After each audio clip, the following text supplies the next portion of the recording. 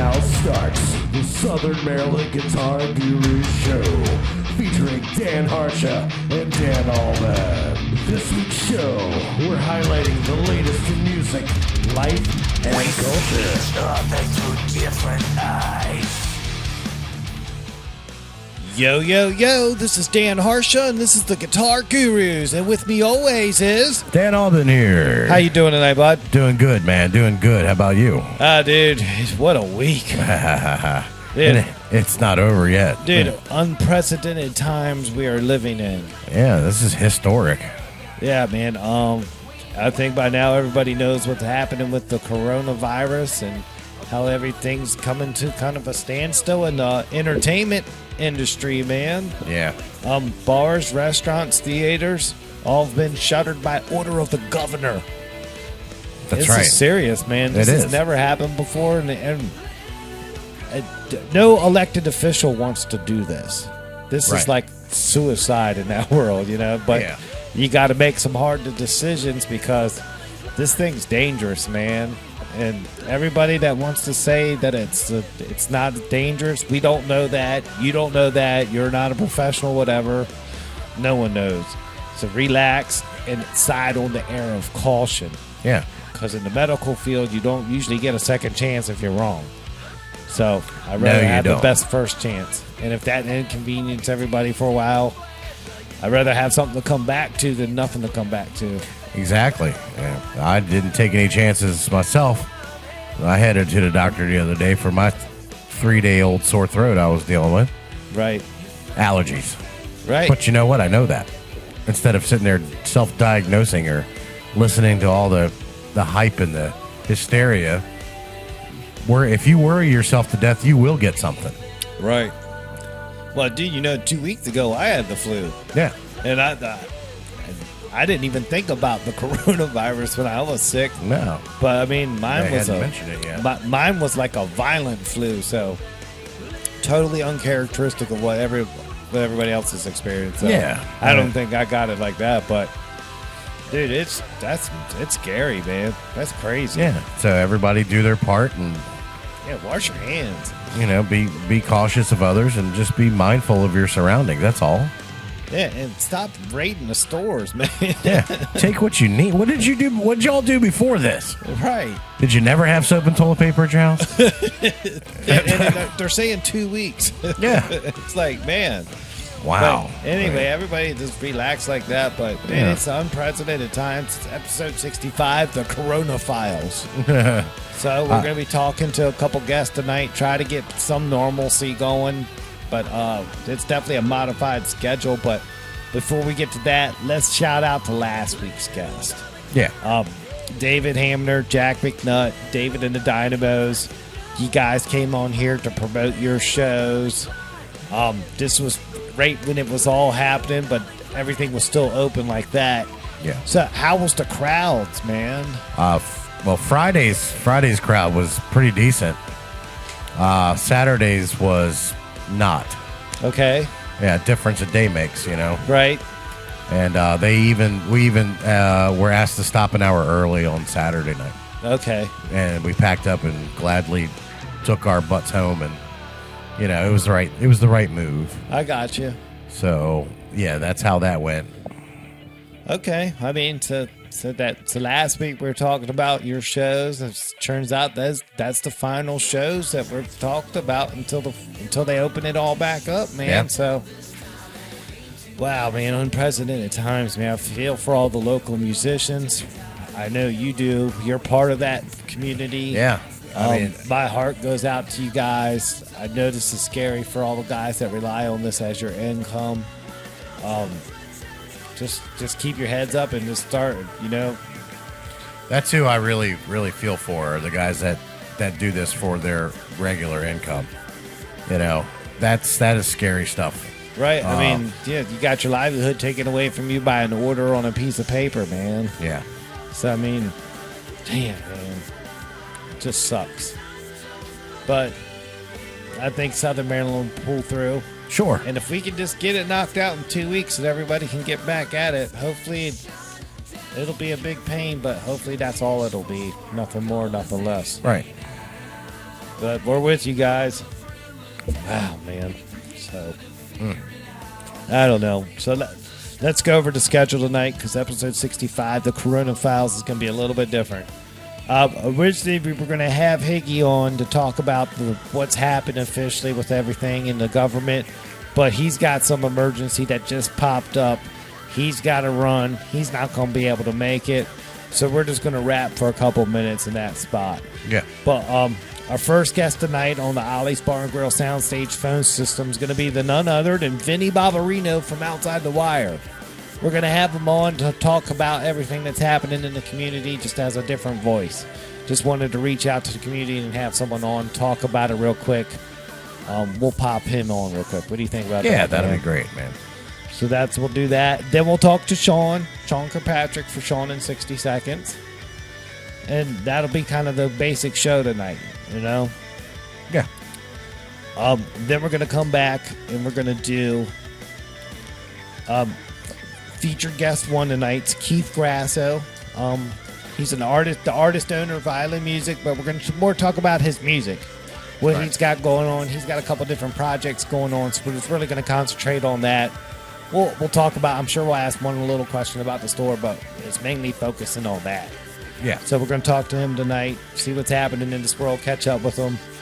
So I look forward to that. Then we're going to do the Island Music Guitar of the Week.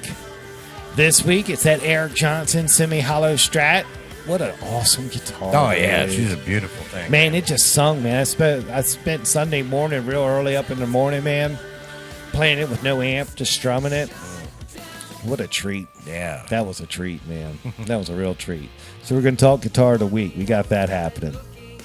Then we'll do the 2 for Tuesday shout-outs. Get the names in. Jesse Wickline, Allied Renovations, brings that to us every week. We're back for that this week. 2 for Tuesday shout-outs. And then we're going to end the show on talking to Chris Hopeful from Changing Scene, another local Southern Maryland band. It'll be his first time on the show. He's the first guest on in this post-no-show era. So we'll get his thoughts on things and see what's up in his world, man. Yeah. It'll be kind of a cool little modified show, but that's what we got tonight. But what do you think, man? It's a very laid-back evening, everyone. Very chill. It's going to be a great program, though. Right, because, dude, Ollie's is closed, man. Ollie's is closed. Prime Street's closed. I mean, everybody. Right, but you know what? For Ollie's, I'm doing this, man. All right, does that have lime in it? No. That's a joke, everyone. Right, but no, dude. Shout out to Ollie's, man. They're closed, too, so we're all feeling it. Prime Street Grill's closed. So no meal tonight, man. No. I'm bummed by that, man. Yeah, me too. I haven't had dinner. So the gurus are feeling it right along with the other community. You know, our schedule's disrupted from all this. Absolutely. Big time. The flow of this episode is going to be not completely different, but different than what you're used to. Yeah. It's weird, man. I'm already feeling weird about it. Yeah. I'm kind of like fumbling around a little bit, like, okay, yeah. This doesn't have the pop. The pop. Right. I mean, we're not even getting the Ollie's Bar Girl Soundstage finishes cranking yet because Higgy's not around, man. You know, so shout out to him, man. I hope when he hears this back, he can hear it in our voice. We hope everything works out for you, brother. Yeah, man. So we know you have an emergency going on, so handle it, man. But don't let that stop you guys from getting over to the Southern Maryland Chronicle. Yeah, check out the website, man. He's got it going on over there, man. Yeah. It's really nice. It's getting real busy over there. Real busy. So, dude, let's see if we can get Vinny Bobarino on the phone, man. Let's crank it, man. Let's give it a shot, it's just man. weird tonight. I got to talk to someone. Yeah. Let's get some boots on the ground. He's down in it, man. He can give us his perspective on everything. Let's hear it. All right, dude. I'm going to get it cranking. Soothing tunes. Soothing tones. Let's see if we can get Vinny Bobarino on the line here on the Southern Maryland Guitar Guru Show. Sorry, guys. My throat's still sore, so I'm just taking it easy here. This thing's killing me, man. It sucks.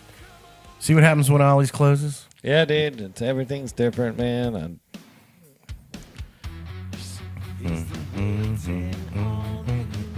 All right, let's try it. It's going, dude. Yeah. See if you can get it. Come on, Vinny.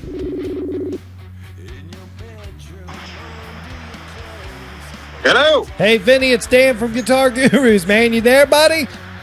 What's happening, man? Nothing, man. We're in the studio doing the show tonight. It's odd. We got an odd air in the night, man. We wanted to reach out to you, get you on the program, and talk about everything that's happening. I got Mr. Alban here in the studio with me. Alban, say hi to Vinny. What up, Vinny? Danny Albin. How are you, sir? Thanks for spending time with us tonight. Yeah. Yeah. The man with Kirk McEwen's voice on the radio. Well, yeah. that's the only thing I have of his. Come on, now. Come on. I heard you had something else, but that's for another show. Yeah, we'll save that for later. Exactly. All right. So I'm guessing I know the theme of tonight's show based on recent events, huh? Yeah, it's episode 65. We're calling it the Corona Files. That's awesome. Yeah, I mean, dude, I'm totally depressed. We're feeling the shutdown of everything because our normal Tuesday night schedule is totally disrupted. Oh yeah, no doubt. I mean, what was the 12-pack 10-ounce like tonight? Well, dude, I know Steve Nelson's playing somewhere tonight. Was he the only one on the program? Yeah, Higgy. He's in Virginia. Higgy had an emergency. He couldn't make the call tonight. Oh well, then I'll do the 12-pack 10-ounce. Steve Nelson is playing in Virginia tonight, and that's it. Okay. All right. Steve Nelson. All right. This list brought to you by Lynn Arion. Used with permission. Right. Very good, man. But, yeah, man, so your band Outside the Wire, y'all are grounded. You can't play no shows. So how are you? We are totally grounded. We had no out-of-state shows planned anytime soon. So anywhere we were going to play in Maryland is done for the foreseeable future because my real-life daytime job, I get a little bit of insight on what's going on, and I know the governor is saying 2 weeks, but it's looking like it's going to be a good bit more than that. Oh, no, that'll be devastating. What we're getting is, and this is unofficial, totally unofficial. Right. What I keep hearing is into July. Dude, that's going to ruin things, man. Howard. Yeah. That's not fair, man. I mean, these are legitimate businesses, and if that's really a disruption, man, that might ruin everything. I had Dane Johnson over at my house earlier this evening. That right. He owns The Last Drop. Everybody knows Dane, right? And Dane was telling me he's got a full-time day job with the government with NavAir, I believe, right, on base down there, and but with a contractor. But so he's able to. He's going to be paying for the bar out of his pocket from his civilian Navy job for now. But beyond that, he told me all of his bartenders all of his employees except for 2 have day jobs and other careers. Sure. But these 2 are just left high and dry, so he's going to try and support them as much as he can. And then maybe hope that there's some kind of bailout at the end. Wow. Devastating, dude. Yeah. Devastating. He's told them both to go ahead and go on unemployment, and he would try to match it, as far as I know. Wow. I got you. Well, at least he's being a stand-up guy with that, though. He's trying, but who knows if he's going to be able to, because he's also got several $100,000 into his bar. He can't lose that. Right. You know? Yeah. Well, let me ask you this, man. What are the chances that we go on the 24-hour lockdown like San Francisco and I think New York City's talking about it? Do you know, have they talked about that at where you work? I don't see that happening at all. Thank God. Yeah, I don't see that happening at all. I don't see, at this point, I don't see gun stores closing. I know one of the local county police departments, not sheriff, but one of the local county police departments has told their officers if they see a bar operating, don't go in and try and enforce anything. Just notify their supervisors, their superiors, and they would handle it because it's a civil action. Right. Now, down here in the 3 counties, sheriff's departments are full service, so they also handle civil actions. There's one bar, whose name I shall not mention, that, from what I understand, got a visit last night at about 6 or 7 o'clock. but nothing happened off of it. They had some friends hanging out in the bar. From what I understand, you know, let's say, Harsha, you own a bar. Right. And after 5 o'clock yesterday, when everybody was supposed to shut down, that was just fine. Shut down, clear out all the tabs. If your friends were over there and hanging out, you could still have some drinks with them, but you're not taking money from anybody. Right. You close the doors, you close the place up. And if you're just hanging out in the building that you own, you're just hanging out in the building that you own. But that can't be a loophole for every day. Right. You know? Right. And that's certainly not going to sustain you. And it's not going to do anything for the musicians in the area. Right. Right, because you can't perform. Yeah. So, I do know of a couple private venues. We all know there's people around here that own nicer bars than the ones that we sometimes frequent that are businesses. Right. At their houses. They've turned garages into garage mahals or something like that. Yeah, nice. Yeah. And they've told me that they're willing to host some of the local bands there at a couple of their places and pay them not what they usually get paid probably, but something to have some music going, and there'll be more on that as that develops. But Yeah. wow, I Okay. sound like Higgy, don't I? As Man. that develops. As it Yeah. develops, yeah. As Look it at that. develops. Very, very nice. Very nice. Yeah, man, we'll keep an eye out for that. It's just nuts out there, man. It's just, I'm in total shock because I've never seen anything like this before in my life. Yeah, I spoke to John Hunt a little while ago. You know, he's out there in Nashville doing his thing, and he's doing a lot of recording down between Nashville and Georgia. Right. And I asked him if he was due to come down to Maryland and if he had lost any shows because he'll still schedule shows in Southern Maryland area and come down here occasionally and play some. And anticipating this phone call, I called and asked him if he was asked out on any gigs down here. And he said no, he is coming down here soon, but he didn't have any shows scheduled, so he's not getting canceled for anything in this area. But apparently Tennessee, he's still able to play. He's just mostly been focusing on recording right now. I got you. He's like number 3 on the indie country charts right now, I think. 3 or 4 or something like that. I know, man. He's just blown up, man. I remember when I was at music retail, man. He came in. I hooked him up with some type of acoustic deal. I can't remember the details, but he was a super awesome dude with me, man. I have nothing but awesome things to say about John. Yeah, John's a really good guy. Yeah. You know, John is definitely there's no shades of gray. He's not going to be mad at me about saying this. There's no shades of gray with John. You either love him or you hate him for the right reasons, either way. And he would probably tell you the exact same thing to your face. Right. Exactly, man. But, and I think I am going to schedule an earlier Vinny Lube Live than I usually do. You guys have been to one, but this will be the 5th year in a row that I usually will throw this huge ass cookout at my house. It's situated pretty good for having a lot of live music played there. So we set up all the shit in the garage, and we'll just play out there from about 1 in the afternoon to around midnight. And I invite all the neighbors, and usually there's about 100 people or so there. And at your own private residence, you can have as many people as you want there. So, Right. so that they can't come get us. No. Exactly. So I think I may try to organize an earlier one, because usually I do it around May or so before it gets super hot.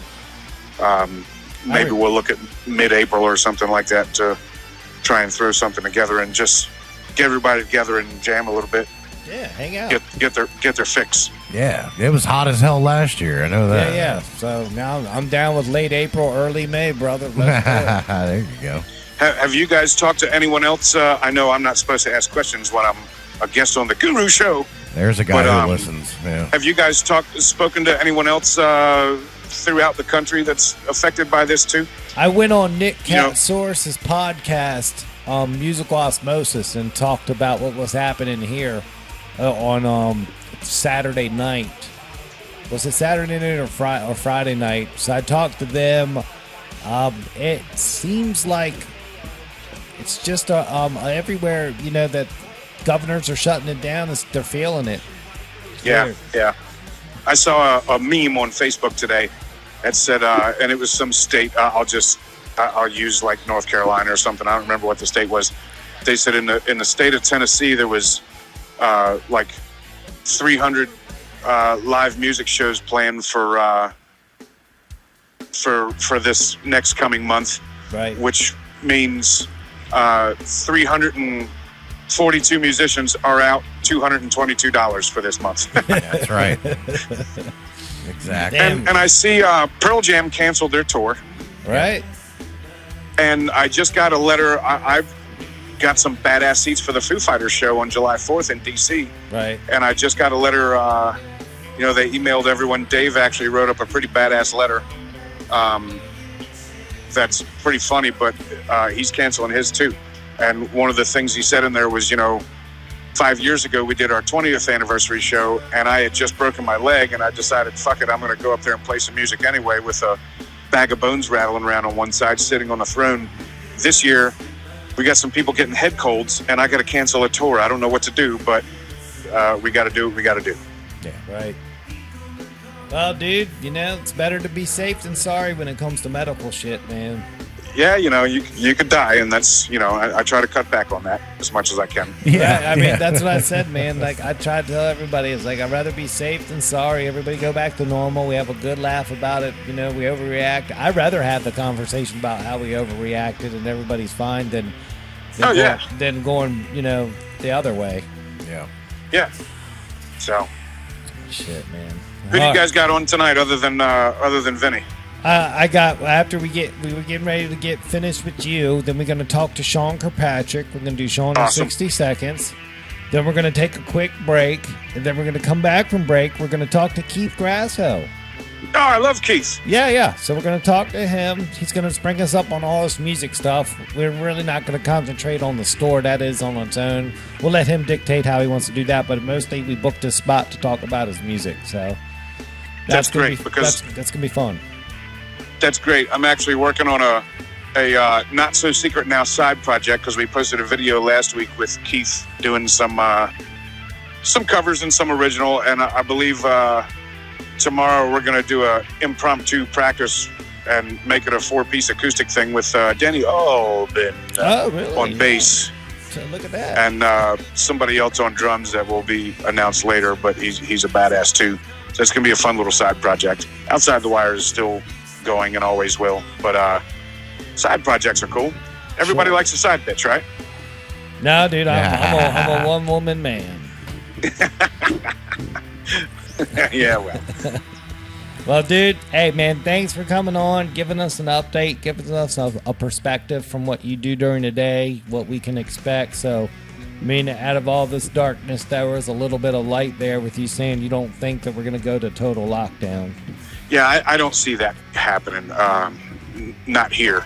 I know the governor's talking about shutting down the MVAs next and extending people's emissions suspensions and real ID stuff, and that's cool that he's trying to help people out like that. But I think they're trying to do everything they can, from what I can hear, to avoid a complete lockdown curfew situation.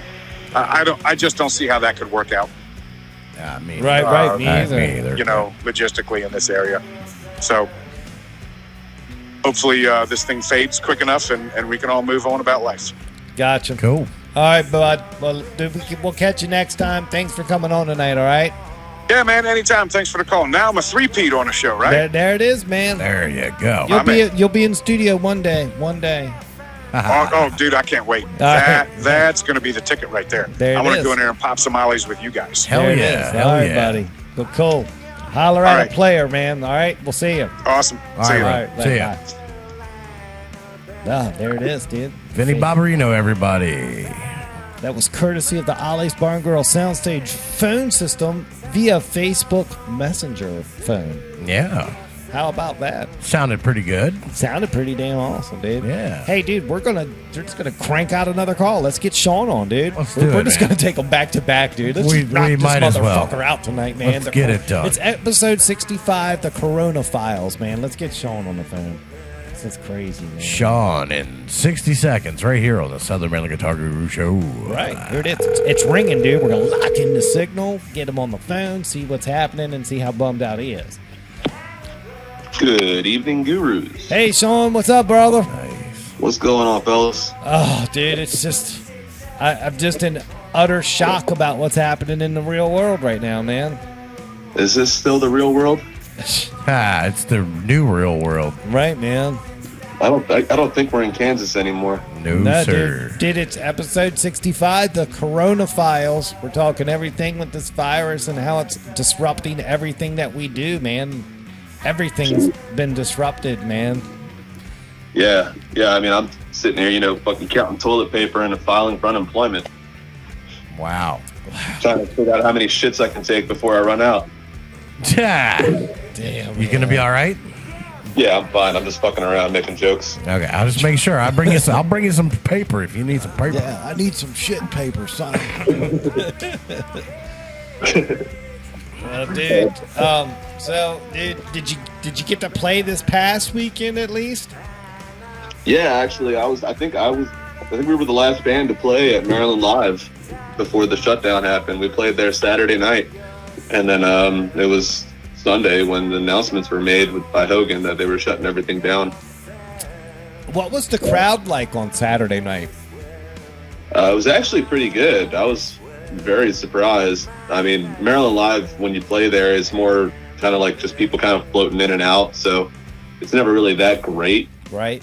It's not like a packed dance floor or anything like that for anybody, unless you're 90s tribute band or something like that or whatever. But yeah, I mean the seats were packed. The go-go dancers came out and everybody was having a good time. I mean, they had the tables set up in a new arrangement to separate everybody more. Right. Normally they have like, I don't know, say for example, if they normally have 50 tables in there, they only had like 15 this time, Wow. So okay, But, that was a change. Yeah. Other than that, I mean, all we could do really was just pretend like everything was fine, I mean, I've been to Maryland Live. I've played there like 4 or 5 times, and I've never even seen the director for the center stage before, and he was there like running around like a chicken with his head cut off, trying to make sure everything was all good. And I'm like, man, where have you been the past 3 times we've been here? Right. Wow, man. So y'all were the last band to play there before they shut it down. Wow. I mean, you have to fact check me on that, but yeah, I think so. I mean, there wasn't any other bands Saturday night, and I'm not sure if there were any on Sunday. Gotcha. Yeah. Well, dude, so now that all shows have been canceled for the foreseeable future, what are you being told by your management company? I honestly, I haven't really talked to Gary too much.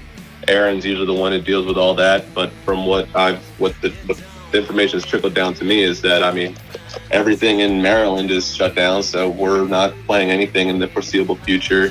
I don't think we have any gigs in West Virginia at the moment or any of the other states. That was something I was going to look into to see if maybe we were still playing those things. But I mean, if we do have anything outside the state, it's like a month or 2 away, so it's not really that big of a deal. Wow. We're not really pertinent to look into it right away. So But do you think Aaron talked to Gary? oh, I know he did.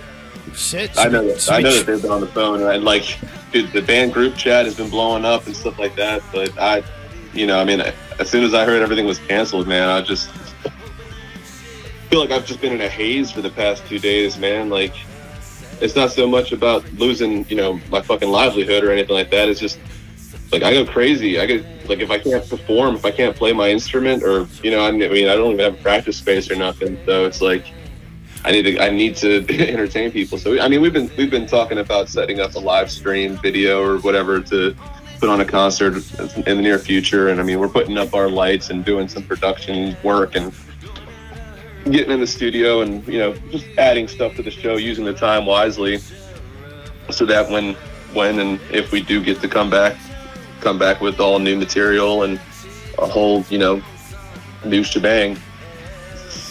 Wow. But that is assuming that we can hold out for however long this takes. Hang in there, brother. I mean, man. that's all we can do is just try to hang in there the best we can. Well, yeah, I mean, I'm doing better than most just because my income is like, and that's why I've been so adamant about people filing their taxes and making sure that they take care of their 1099s and stuff like that. But because we've been taking care of our paperwork, I actually do qualify for unemployment now. All my shows have been canceled. I can actually file for that stuff just from the band. Wow. Nice. That's good to know, man. See, it Yeah. pays to do the paperwork. Right. Well, and I mean, I don't know if I'm going to get it yet. I'll make sure that I let you guys know for sure once I have the information back or once I get a confirmation or whatnot. But I mean, I had all the answers, so. Wow. Wow. Yeah, definitely. Let's keep abreast of that situation. Yeah, that's real interesting. Yeah, I mean, it is. I mean, bartenders and bar staff of any kind and entertainers alike should all be looking into unemployment rates or looking into how to get unemployment. I mean, I know I was on it for a while before in the past when I was like 19, but yeah, Okay. it's not easy. Damn, man. It just sucks, man. It's all happening like this, man. It does, man. I've been down in the dumps the past 2 days, just trying to figure out what the hell's going on, man. And then, I got to work today, so it kind of cleared my head up a little bit at the farm anyway. But Yeah, because you're allowed to Definitely, supplement some more hours at the farm, right? well, yeah, I'm still part-time there, so I got Tuesdays and Wednesdays. The jetty's all shut down, so my dad's not working anymore. And he doesn't have weekends or weekday work anymore, so Yeah, he can't do the sound. Oh, man. he can't do sound. And like during the weekdays, he was working in the jetty, actually doing like maintenance and stuff like that. And they're not even doing any of that stuff either. Man. As soon as they open up, they have like 2-3 months worth of work to get ready for the summertime rush, and it's going to be even worse this summer if they do open up. But they don't have the funds to pay somebody to be in there during a quarantine that could last for months, potentially. Yeah. So they're just shutting everything down, Yeah, man. That's the theme of the night. Everything's shutting down. Everybody's got to bunker in and get through this together, man. And at least we got our program here as some type of release or, some type of connection to the industry. But at least we're here to report on it, man. Because imagine if we weren't doing the show. Everybody would just be up shit's creek with nothing. Right. Yeah. I mean, there's plenty of stuff on social media, but you don't know what's true and what's not. And Oh, dude, I mean, I know that, dude. I'm guilty of posting a good meme about all these damn conspiracy stuff, and Mr. Higgins will call you out on it real quick. right. But it's just people out there. Just, I don't know, man. It's just really weird, man. It is. I mean, even just if like a couple numbers are off, I'll just delete it, right away. Like I posted something about like comparison with the coronavirus and the flu or whatever, and like one of the numbers for the flu was a little bit off because of the date that I posted it. Right. I was like, oh shit, I'm just gonna go ahead and get rid of this. It's 3 days later, so fuck it. Right. Yeah, But I know. David Higgins was the one who called me out on it. Higgy on the beat. Higgy on the beat. Yeah, he was Right. on it. You ain't got time for that BS, man. Damn. Right. Yeah, I mean, nobody does. It's No. fucking, I don't fucking know, man. I don't have any of the answers, I don't think. Well, none of us do, and Yeah. a lot of people get on here and think they do, and they just spread the worst part of it all. Exactly. Yeah, I mean, on here, I'm going to try and make sure that I have everything 100% fact checked before I start talking about it, so. Exactly. Well, good, man. Stay diligent Yeah. with that, my friend. Yeah. Certainly will. I mean, most of the stuff I talk about is horseshit anyway, so. Yeah, literally, right? Dude, Hey, well, let's talk about something positive before we let you go. All right. And I should have have. something, actually. I have something. Hold on. All right. I am just over 3 weeks without any cigarettes. No nicotine, nothing. Hell yeah. Congratulations, man. That's man. awesome. Yeah. I've been keeping it to myself because I had a feeling I was going to mess up or something, but I think at this point I might be not in the clear. It still sucks, but I think I got it down. Keep fighting, brother. Yeah, Keep stay fighting. strong, man. We're proud of you, man. I appreciate that. Trust me, man. I quit in 2011, dude. Best decision I ever made. I never really liked smoking. You know, it's like it was just something that I did because I felt like I was going to crawl out of my skin every couple of hours. You know, it was really annoying. Right. And then I don't know. It was like I guess it was 3.5 weeks ago. I got like the 24-hour bug. Didn't smoke for a day, and it was a Sunday. And I was like, all right, let's see if I can make it to the end of the week. Nice. But yeah, I quit in 2017 also. I made it a whole year and got back in, and then ended up getting back into it. Yeah. And it was, I get it, man. I get it. It's hard. I get it. Hey, well, dude, real quick though, I should have brought this up in the beginning, but since we got Sean on, he's part of the standard show. Higgy missed out, but we'll talk to him next week. But dude, Discover Southern Maryland did a spotlight on us, man. I mean, it's been floating around social media. I just want to say, man, thank you, Alban. Thank you, Sean. You know, thank you, Higgy, for doing the show with me, man. Yeah, I read that article, man. It actually did. It was probably the highlight of my week last week when I saw that. That was really cool. Really cool. Yeah, really cool that Stacy and Discover Southern Maryland took time out of their day to spotlight our show and give us a platform, you know, to grow the show with, man. How awesome is that? Yeah. It's amazing, man. And I can't, honestly, I mean, I can't thank you guys enough for having me back here all the time. Keep on wondering when I'm going to run out of content, but I'm chugging along, you know? Dude, like the article says, dude, the show lives vicariously through you, dude. You're just every week of your life is content. It does seem that, well, it was that way. We'll see what happens in the next couple weeks. It still is, dude. You still get band practices. We still got the episode coming up. We're all going to get together, man. Actually, yeah, that time scale might get pushed up, assuming that we're allowed to. Oh, now that we got the weekends off, like I said, we're going to be putting everything up in the studio. So I mean, if we do that, we might even do it, you know, live on a Tuesday. You know, Facebook Live. We'll see, dude. Well, let's work on it in the background, man. But yeah, that's good. Yeah, man. I'll let you know what's going on. I'm going to be in touch with Aaron soon, and we'll get the live streaming thing situated. We're going to work on how we're going to do the production stuff behind the scenes. Yeah. First off and foremost, if that's even possible. Sure. Good deal. All right. Hell yeah. Well, dude, keep your head up. You got some other things going, but we'll talk to you next week and we'll see what's happening. All right. Yeah, man. I'll keep my head up as long as everybody else does. All right. Hell yeah. Hell yeah, man. All right, guys. Have a good night. Take all right, care, Sean. buddy. Take it easy, buddy. We'll see you. There he goes, man. Hey, man. Oh, yeah. Sean in 60 seconds, man. That's the guy, man. Yeah, man. Well, at least we know one highlight of his week was the article. Yeah. And again, man, what an awesome article. It was very awesome. Thank you to Discover Southern Maryland. Right. Wow. For hooking us up with a great article. It's a testament of hard work, man. Hey, man, dude, me and you had that conversation in 2018, man. And I know, man, when we had that conversation, I believed everything that was there, dude. And look at us, dude. Here we are. Here we are, man. And we're a freight train with no brakes. With no brakes. We're rolling. It's speaking of it, dude. We're up on it, man. It's time for take a quick break. The standard part of the show is done. We're gonna come back, get Keith Grasso on the line, talk to him, do guitar of the week, the 2 for Tuesday shout outs. Take another quick little break. Well, actually, no. We'll do guitar of the week and Keith. Take a break. Come back. Do the 2 for Tuesday shout outs. Jesse Wickline, Allied Renovations. And then we're going to get Chris Hopeful on from Changing Scene. Talk about that, man. What do you think? Excellent. Can't wait, man. Cool. It's Guitar Gurus with Dan and Dan, Southern Maryland's #1 choice for music talk radio. We'll be right back after this.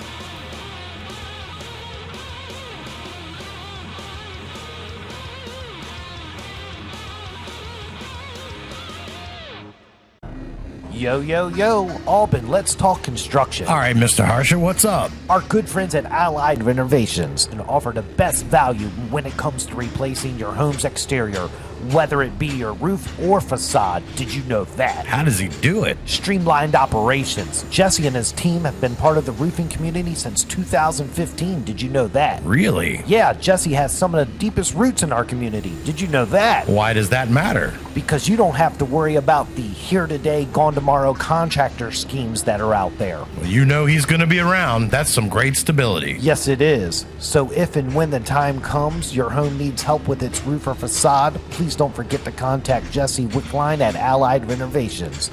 That number is 301-399-7031. Once again, that number is 301-399-7031. They are waiting for your call.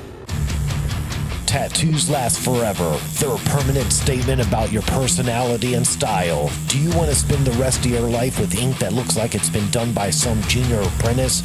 Or do you want a custom tattoo from Christopher Lane Tattoos? Chris has over 10 years in the biz and uses the best ink and machines in the industry. Check out Christopher Lane Tattoo's Instagram feed today and you will just see for yourself that he does some of the finest work in the Southern Maryland area. Give him a follow today and you will just marvel over the attention to detail in his work.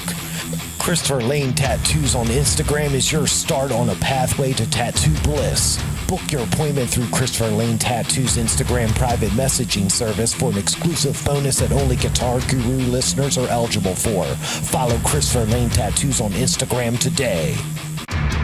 Yo, yo, yo, Albin, let's talk site maintenance solutions with Cooper Construction. Okay, great.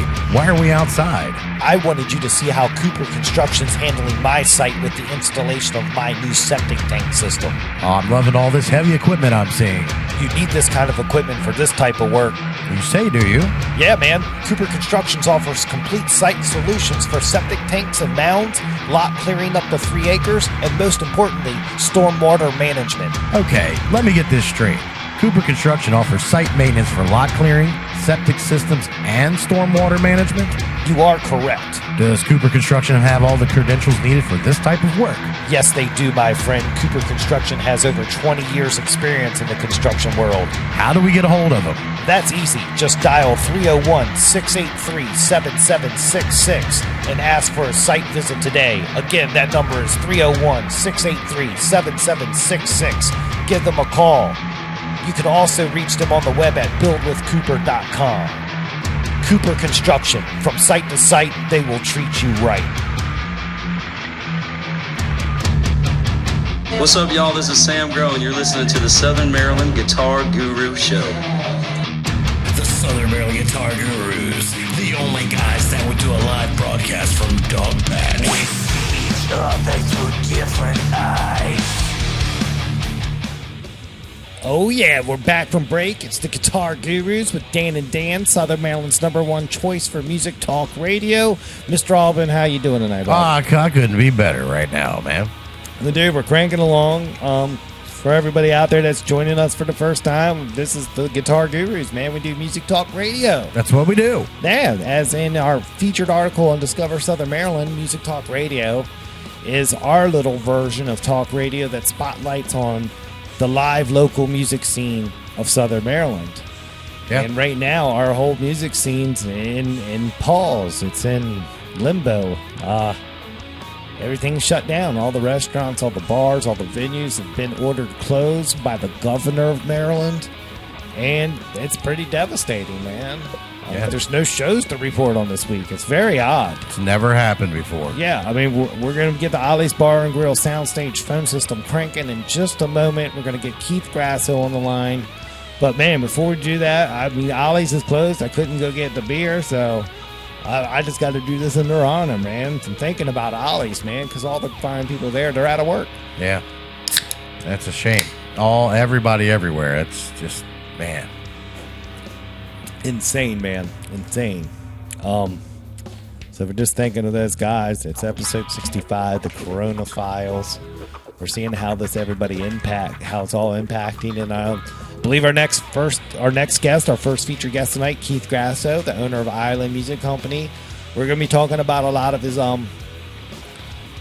his music stuff coming up, but we are going to touch on Island Music, what the coronavirus has done for them, how it's changed how he's doing things, and just touched and asked his opinion, try to see what he's got to say. Yeah, just get everybody's different perspective is what we're looking for here. Yeah, so dude, without further ado, give me some soothing tones. I'm going to get the Ollie's Bar and Grill soundstage phone system cranking, and we're going to get Keith Grasso on the phone. So all right, there we go. Keith Grasso coming right up here on the Southern Maryland Guitar Guru Show.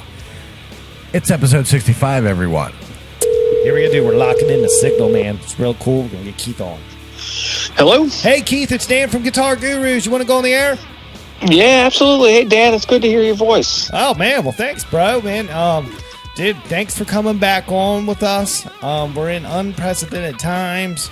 I got Dan Albin here in the studio with me. Dan Albin, say hi to Keith. Hey, good evening, Keith. How are Danny, you? how's it going, man? Good, buddy. Good evening to you. Good evening to you. Yeah. All right. Right. Well, we got all the pleasantries out. Let's talk about the elephant in the room, Keith. The coronavirus. We're living in unprecedented times where the governor's ordering businesses to close. What's the town of La Plata? What's the vibe in La Plata? What can you tell us from your end? What are you feeling? Well, yeah, it's certainly tough times for everybody, really. I can't even imagine what it's like to be a restaurant owner or, somebody in the fitness business that's forced to absolutely close your doors 100% right now. It's tough, but, today I woke up feeling pretty good. I try to always be the eternal optimist and think of ways to push forward and just keep moving. And it's tough, and it's going to be tough for a long time. Even if the virus scare went away, let's say at the end of the week, the fallout from this is going to last at least well into the summer. And, it's going to be tough, but I think us as Island Music, we're ready to kind of hang in there and face the storm head on. And my mission and my goal is to remain open. We've limited our hours a little bit. I want to remain open. I want all my people to continue to work in some capacity, and I want all my people to get a paycheck. And whatever I have to do to make that happen, we're going to do that. But some places are closing up because overhead is too much and sales aren't there. And or they're concerned about stuff. If my people want to work and our customers want to visit us or buy online or take lessons or take virtual lessons, we're going to be there for them, and we're going to get through it together. So it's tough, but we're going to soldier forward. Great. All right, man. Well, it's good to hear your optimism. I like it. I think that's good in a time like now. It's so easy to go negative, but you're a little optimistic. You're just going to forge ahead, and think the community will be there to support you. Yeah, and you know what? We live in an awesome community, and we have awesome customers and awesome businesses, and we'll all come out the other end of this stronger and hopefully more cohesive as a unit. I think as our society has lost a little bit of that, over the years, and has become divided a little bit, and hopefully stuff like this kind of brings everybody together.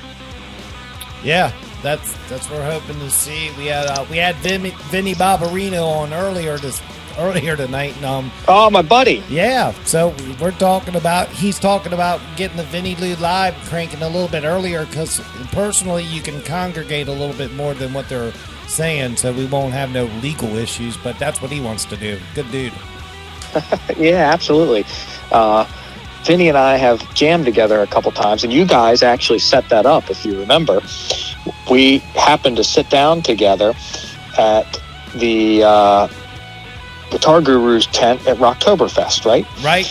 And we did a little interview together, and at the end, I remember saying, hey, Vinny, we're going to jam one day. We're going to get together and jam.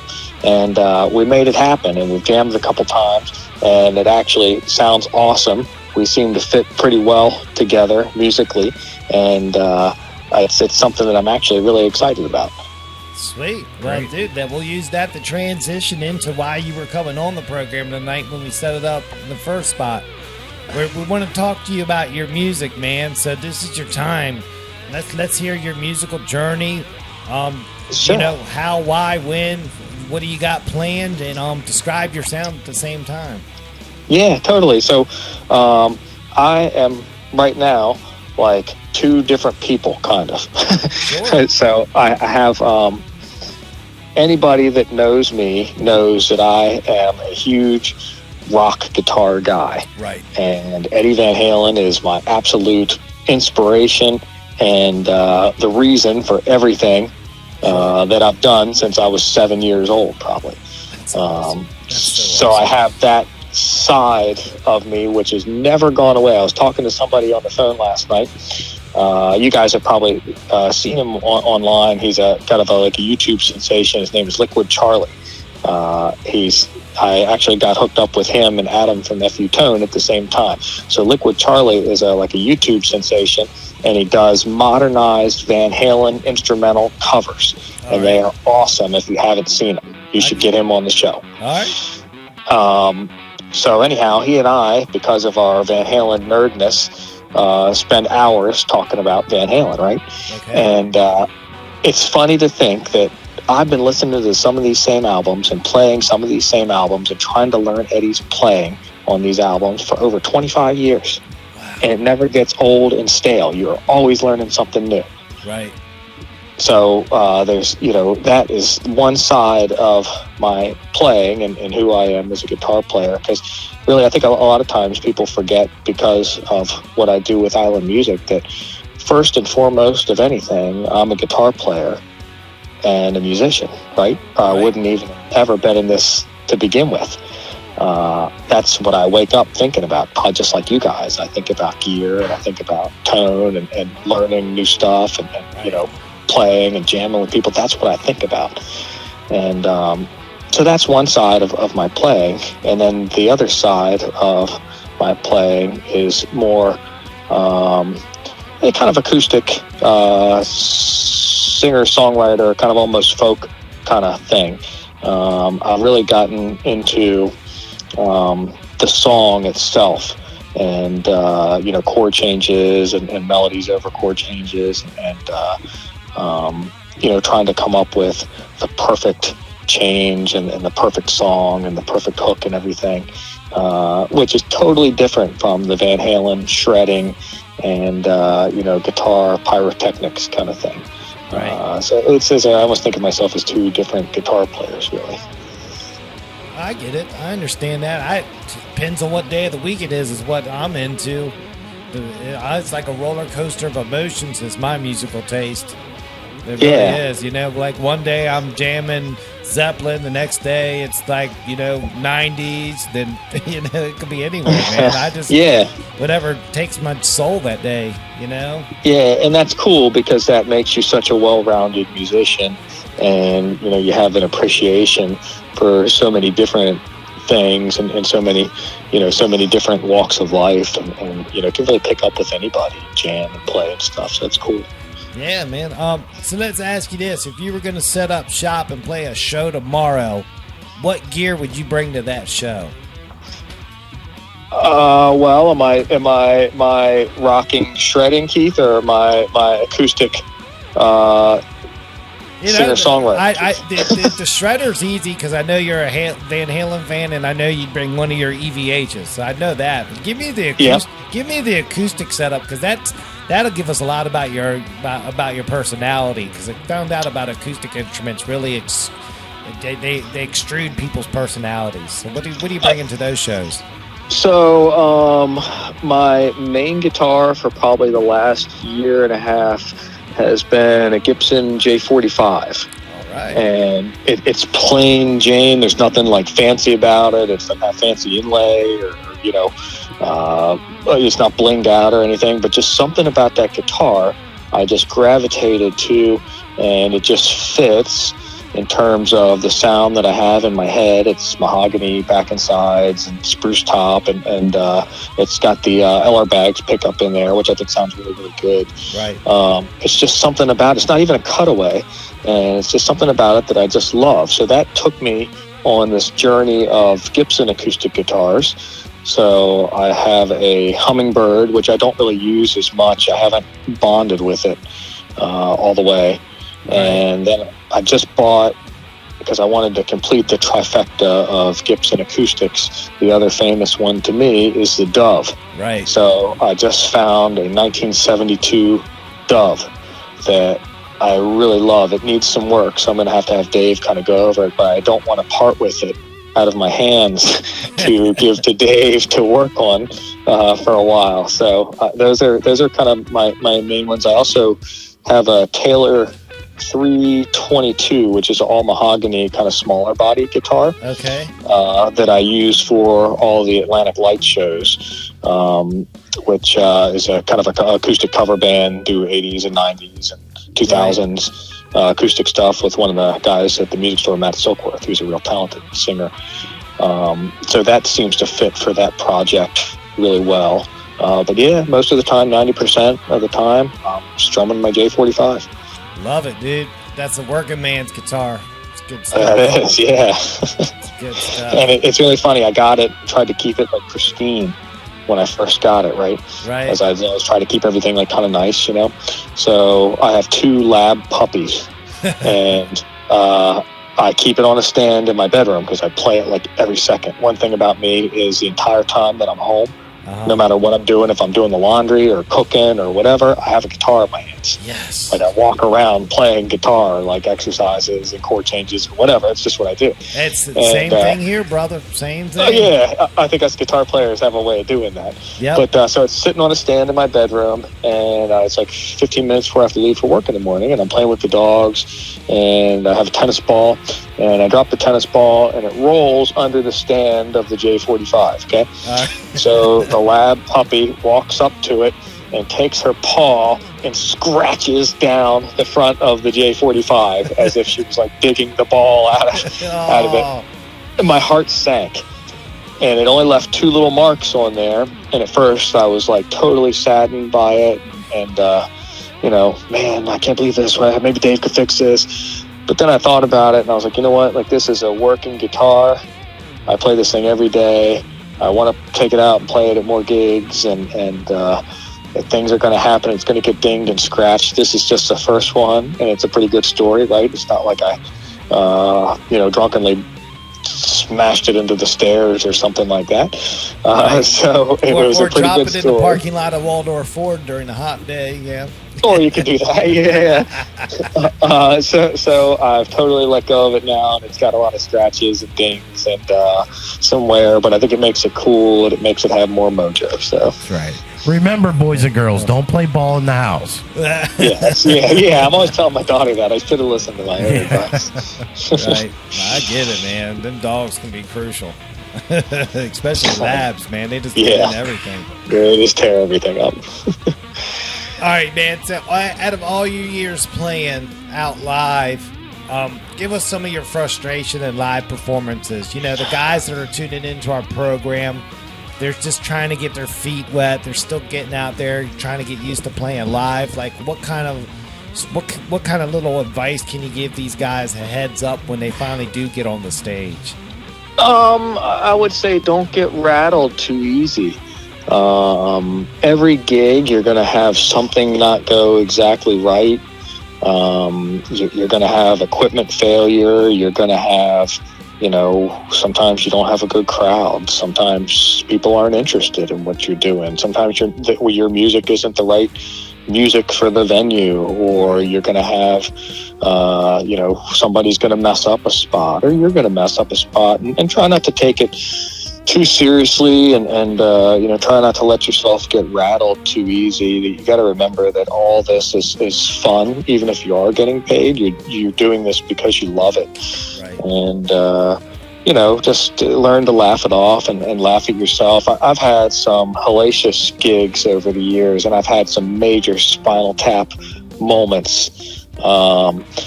And, there was a point in time where I took it really seriously, and I would kind of go home defeated or upset, that I missed a part or that I had an equipment failure or whatever. But at some point, I kind of just learned to let go of that and enjoy being in the moment and playing in front of people and making that connection with the audience or your band members. It's really a special thing, so don't taint it by worrying about all the little stuff. Yeah. That's some solid advice right there. Don't get rattled. Go. Mess up a change. Just get back in time. Jump in the song and go. Yeah. I used to have when I played in Franklin Square, for whatever reason. Let me think of this song. "Hurt So Good." John Mellencamp. "Hurt So Good." Right. Right. It's a classic rock song. Everybody knows it. It's pretty easy, but it's got this bridge You know, the part's like, I ain't making no big deals. Da, da, da, da, da. So I would always mess it up, no matter what. I don't know why. My mind just could not get the chord changes. And I would always get so flustered and upset. And I would look over at the bass player, and he would be stomping his foot and shaking his head, kind of like mad at me, like I messed up the part and everything. And so this happened. This must have happened like, I don't know, 20 times or something. So finally, the 21st time, I just decided, you know what? I'm never going to get this. I've tried everything that I could. I'd write notes on the set list. I'd write the chord changes like on the top of my hand. I've done everything I could do. And I'm never going to get this right. My mind just doesn't work like this. So I just decided that instead of playing that part, I would do a pick slide and a whammy bar dive. Right. And just have fun. And you know what? Everybody just kind of went along with it, and it was cool. And I never thought about it again, and I never played it right. Still never learned that part. Hey, there it is, man. Fair enough. That's some honest answers. I think the audience will hear that and go, man, that's, you know, what a stand-up dude, because you don't have to say that. But that, I mean, you got it. You just, as a musician, you can't. It's like a guy with a fast car. There's always a faster car, you know. Yeah. Just handle the business you can handle. Yeah, and I mean, it was nothing crazy about it. It wasn't like, you know, I was learning like some intense tapping solo or you know, liquid tension experiment chord change or something. It was a fairly easy thing, but for whatever reason, my mind just would not memorize it. Whatever, like, you know, this happens. Yeah. And I just came up with another way to get through it and, you know, keep the audience excited because it was cool because they weren't expecting to hear a pick slide and a whammy bar dive, and Nice. It worked. That's right, man. Wow. So right now, you know, all live shows are canceled. How far were you booked out, man, with everything, or did you even have anything booked? What was that? What's life like that right now? Give people a little insight into that. I every year I play a my neighbors next door, Cole Road CrossFit and the Charles, do a big 5K St. Patrick's Day race the Sunday before St. Patrick's Day. And every year for the past 5 years I've played it. I played it once as Franklin Square, and then the other 4 years as Atlantic Light with Matt. So every year I play this event. I always look forward to it because it's packed. There's, you know, 500 people that register for the race and that come and celebrate at the Charles afterwards. And it's really fun, cool party, St. Patrick's Day atmosphere. And I love that gig because the crowd is so interactive. It's so full. Everybody's kind of drinking early in the morning, and it goes on. You know, I normally play from 9 a.m. Till like 1:30 or something, until people start kind of like passing out from early morning drinking. And I love that gig. I look forward to that gig every single year. So that was canceled. That would have been this Sunday. Atlantic Light was playing Kautai this Friday. Which I always love playing there too, because that's a totally different atmosphere, and it's cool because you can play different songs that don't necessarily have to be the sing-along bar songs. Right. Because I think of it as like a real music venue. People listen to every song and they stop and clap in between, and they kind of like study what you're doing, so you can completely write a different set list and play more of the stuff you want to play as an artist, not just the stuff that kind of keeps people drinking and moving and stuff. So that was canceled. I have a new project with Amy Lloyd, who I don't know if you guys have had her on the show yet, but you should at some point. Oh yeah, we've had her on twice. Okay, yeah. So she is. I've never worked with a female vocalist before, and in the fall, I just had this like vision or idea in my mind, and I just woke up and I was like, oh, I should get Amy to sing for me, because then I could do all these different songs that I have never been able to do before, because she has such a wide range of vocal ability. Like she's different than a rock singer, you know? Right. And so we have a couple gigs booked. Hopefully that you know, everything will kind of straighten out by then. You know, kind of more towards the spring into May. So I'm excited about that, and I hope that we're able to keep those on the books and you know, start booking some more gigs. And then I'm really excited about booking some gigs with Vinny. And Danny, I hear you might be jamming with us too. That is the rumor. Oh, that's exciting, man. Yeah, that'll be real cool, man. So I'm pretty excited to book some gigs for that too, because I think there's already kind of some cool kind of chemistry going on there, and I think if we round it out with a bass player and a drummer, it should be pretty exciting. And I'm excited to play some of that stuff in front of people. Yeah. I look forward to hearing all about it when it all gets finalized. Man, we just need to get through this BS in life right now and get these gigs cranking again, man. Yeah, and I've got the other project that I do is kind of a weird one. I have a project called Sonic Revelation, which I don't know if you guys have seen us post about that, but so that is I an artist on this, like an actual artist with paint and canvas and everything. And I came up with this because I want to improve my improvisation. So I do 45-minute sets of complete improvisational instrumental guitar, just guitar, okay? Right. And my friend Nicole paints to match what I'm playing. So I've seen the post, man. This is cool. Yeah, it's really a cool, different, unique thing, and it makes me play totally different because I have no band, there's no vocalist, there's nothing. So I work solely on like ambient noise and melody lines and kind of creating emotion from what it is that I'm playing, and she has to kind of capture that on canvas. And we've done one gig so far at Shop 53, the art and tattoo studio, and it was a lot of fun. It was really pretty neat thing, but it's certainly challenging as a guitar player. So I'm excited. Hopefully, when all this stuff kind of shakes out and everybody's allowed back out, I am really excited to get out and play some music in front of people and celebrate being a guitarist and a musician. That's awesome, man. Dude, I just wanted to get back to normal like ASAP because our area, man, every week we've documented it, man, since we started doing this show. Every week there hasn't been a bad weekend of music until now. There's no music. Yeah.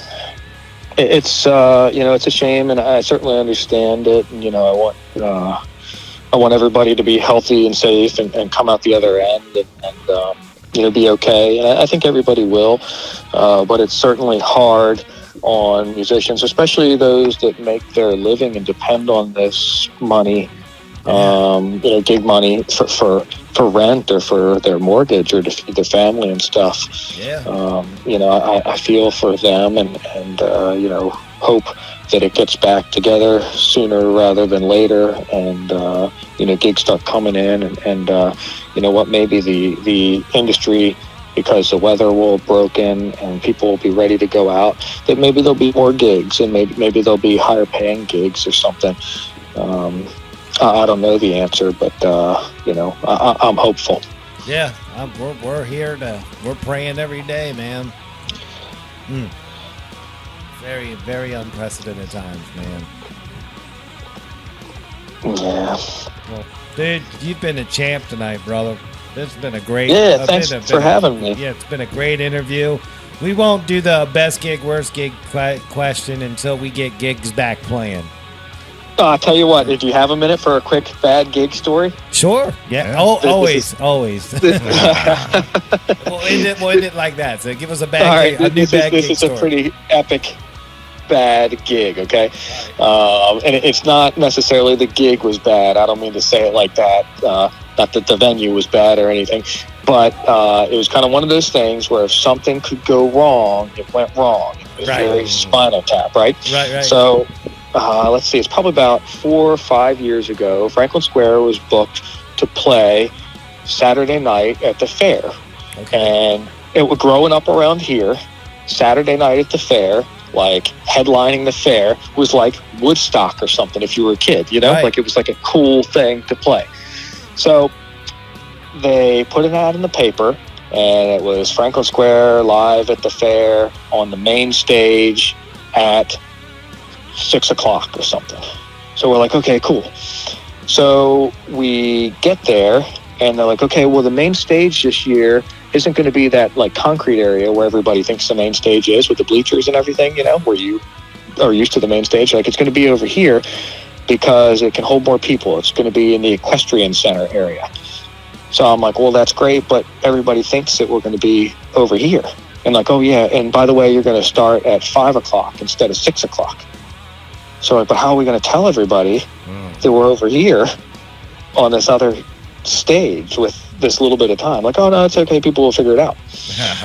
So then it's one of those things like, okay, so I know about the main stage area, the power is okay, and you can hook up here and here or whatever, but I don't know about the power here. And like, oh, it's no problem, you know, we're going to run this cord out here. So the cord runs like 150 feet from a barn, and I don't know if that's going to be enough. I mean, because we had a lot of stuff, you know, like powered subs and monitors and lights and the whole kit and caboodle, right? Like everything that you would think that you would want to have for your Woodstock of Charles County gig, we've got, right? Yeah. So we plug into this, oh, it's okay, you know, it goes to 2 different breakers. I'm like, okay. So we plug in, we start playing at 5. There's like 3 people there because everybody thinks that we're over on the other stage. So we're playing to nobody, and we're really loud because it's outside and whatever. So all of a sudden we start to get a crowd. We've been playing for about 45 minutes. And so finally people start to notice us. People are coming. It's getting exciting and cool. All of a sudden the power goes out. It's dark outside, and we're in the equestrian center. There's not much other light over there because we had all the stage lights. So it's totally dark, with the exception of a couple of our floor LED lights that shine up on us, hold charge, like they have like a battery in them or whatever. So you just have those couple almost like emergency exit lights on. Oh, wow. So it took 45 minutes to get the power back on. So during that 45 minutes, it's now like 8 o'clock. Everybody is left. I mean, there's like 2 teenagers sitting up at the top of the bleachers making out. And they don't care anything about us playing, like at all. You know, we're like old guys playing, you know, Van Halen and Tom Petty. And, you know, they're just like trying to get out of the way of like the crowd. But we have to finish the show. So we played the next hour and a half to the teenagers making out and, you know, some guy taking a break from work, smoking cigarettes or whatever. And if you want to talk about minutes ticking by slowly, it felt like it took an eternity to get through that last set. And it was totally one of those things where you hyped up the gig so much in your mind, and you were so excited about the gig, and it was going to be awesome, and like all these people were going to be there, and then you're playing most of the way to nobody. And you know, all your audience is gone because you had to stop for 45 minutes or something. So it was a rough gig.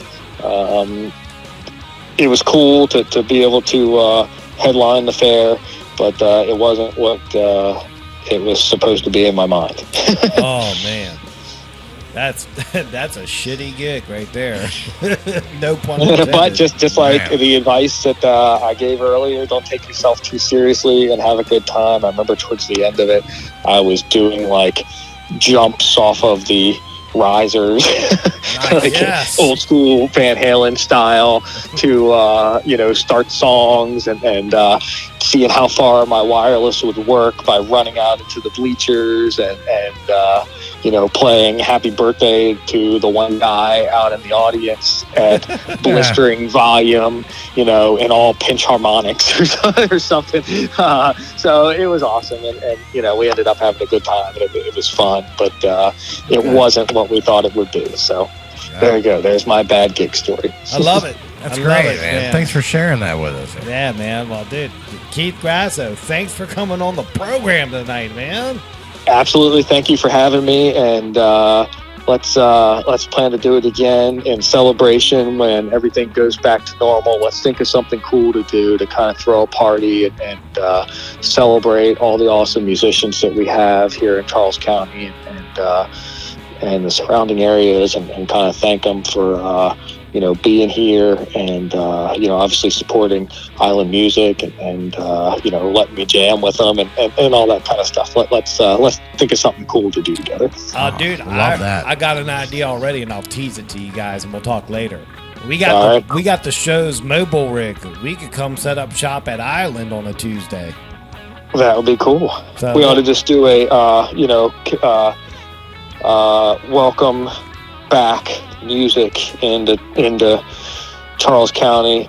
Yeah. Maybe like live jam or something. We could do something totally cool. I'm down for whatever. I just want to get through everything and celebrate everybody and recognize some of the awesome talent that we have. So you guys put your thinking caps on, and I'm totally down for anything. Yeah, I'll definitely be in touch. We'll make something cool happen for sure. Yeah. All right. Well, thanks, guys. I really appreciate you having me, and thanks for everything that you do, and can't wait to keep listening. Yeah, man. Dude, thanks for your support, too, because as soon as we get done hanging up the phone with you, we're going to talk Guitar of the Week, and I got that sweet, sweet Eric Johnson semi-hollow Strat to talk about. Oh, that guitar's awesome. Yeah. Hopefully you totally enjoyed that guitar. Oh, man, dude, what a weekend, man. What a gem that thing is. Wow. So, yeah, that's what we're going to be doing next, man. But, no, thank you for your support there. I've really thoroughly enjoyed the Guitar of the Week, and I think the community thoroughly enjoys it too, man. So it's really cool. Yeah, it's a cool thing. Totally. Yeah, definitely. All right, buddy. Well, man, have a great night. Wish you well. Wish your family well. And we'll talk soon, all right? Thanks, guys. Appreciate it. See ya. All right, have man. a good one. Peace. There he goes, man. All right, man. Keith Grasso, Island Music, artist extraordinaire, guitar extraordinaire. He's got chops. He can play. He's modest. He's an awesome guitar player. So. Yeah, it's good to get the other side of him tonight. Yeah, man, that was cool. Yeah. That was real cool, man. He let his hair down and gave us a peek inside, man. You're going to be jamming with him tomorrow, man. Possibly, yeah. Yeah, that's the rumor. That's the rumor. That's cool, man. Well, dude, I thoroughly enjoyed that. I think we're going to transition. Let's just roll right into it, man. Real quick. Yeah, so we're going to just jump right into it, man. It's Guitar of the Week, man. So set back. I'm going to crack one of these real quick in honor of Ollie's before I get this cranking real quick. Hold on. Oh, yeah, man. Thinking of the Ollie's. So, dude, Guitar of the Week. We got the Fender Eric Johnson Thin Line Stratocaster. The semi-hollow take on Eric's widely popular signature model. In the pantheon of legendary Stratocaster players, Eric Johnson has more than carved out a place for himself. And with the introduction of this Fender Thin Line Eric Johnson model, he's taking the instrument to new sonic territories. With the guitar's historic shape, Eric's preferred neck carve, and the man's signature single coil pickups all accounted for, they're attached to a semi-hollow Adler body. Dude, the construction not only removes weight, it allows the guitar to sing with a new level of resonance and air. Dude, and I can attest to that because I had the thing all weekend long. And on Sunday morning, I woke up early. And I just can't be jamming loud in the morning. I just strummed it like it was an acoustic for a couple hours, man. What an awesome Sunday morning that was. Sounds like it, I man. highly suggest people go to the store, check this model out. It's a whole different world, man. The semi-hollow Strat. It's just something about it, man. And his neck shape, his neck carve, it really is legit. Took me about a half hour to get used to it Friday night, and after that, I was rolling, man. It was cool. Semi-hollow body construction. When Eric Johnson talks tone, people listen. So there's no surprise that his move to semi-hollow body Stratocasters is perking up some ears here at Island Music. The Strat's Adler body boasts hollow cavities on both treble and bass side, with a solid tone block running from the neck end to the end pin down the middle.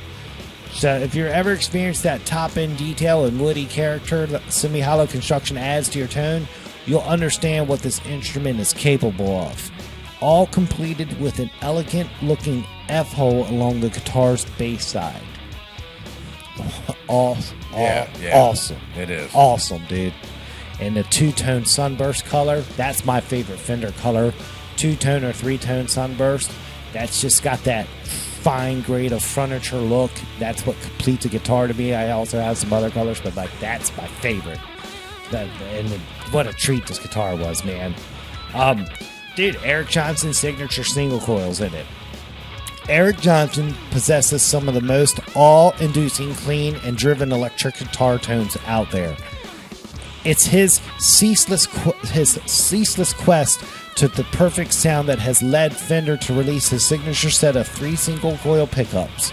Special care was taken to reproduce the exact output and sweet tone Johnson is after, utilizing a mix of Alnico 3 and Alnico 5 stagger magnets.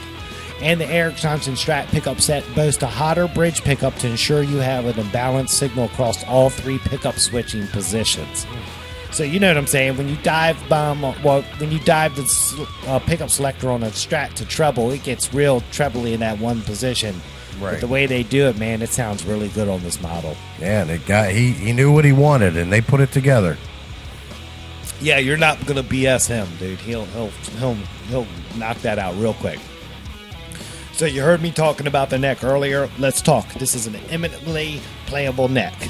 Eric and the team at Fender spent a lot of time crafting a neck that would offer the best of vintage feel with modern playability. Your fretting hand will cradle the all-maple neck's 57 soft V profile. Let's talk soft V, dude. Soft V profile, if you've never played on one, go to the store, pick it up, put it in your hand and go, oh, this is what soft V is all about. It's awesome. The soft V profile the profile offers enough wood for excellent sustain and comfort, while also allowing the fleet-fingered passages Johnson is known for. The fingerboard has been planed to a flattish 12-inch radius, which encourages wide bends without the fear of fretting out. Finally, like the guitar's body, the neck is finished in a vintage-correct nitro lacquer finish that will age gracefully. And what I like about Fender when they do the all-maple necks, there's no fingerboard, there's no line there, so it's one piece of wood. Right. And the way that it rolls over, it's just so uber comfortable, man. They just do it right. It just feels natural. It's right, man. It's just an awesome guitar. I never thought I would get this giddy about a semi-hollow before, you know, but Fender's version, Strat. Yeah. I mean, dude, it's... Like I said, man, that Sunday morning, man, when I was a strummer, it just sang, man. It just sang. All right, so here's the features at a glance. It's semi-hollow Stratocaster designed for Eric Johnson. Even-toned Adler construction. Semi-hollow construction is lightweight and adds resonance and clarity. It's got that comfortable 57 soft V neck profile, a flat plain 12-inch fingerboard radius. It's got the 3 Eric Johnson signature coil pickups and the standard Strat vintage style tremolo.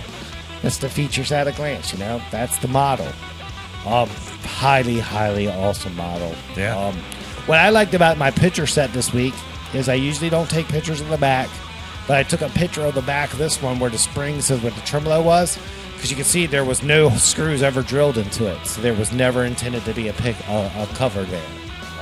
So that's kind of cool because you don't have those ugly holes there when you take the covers off. It's just there.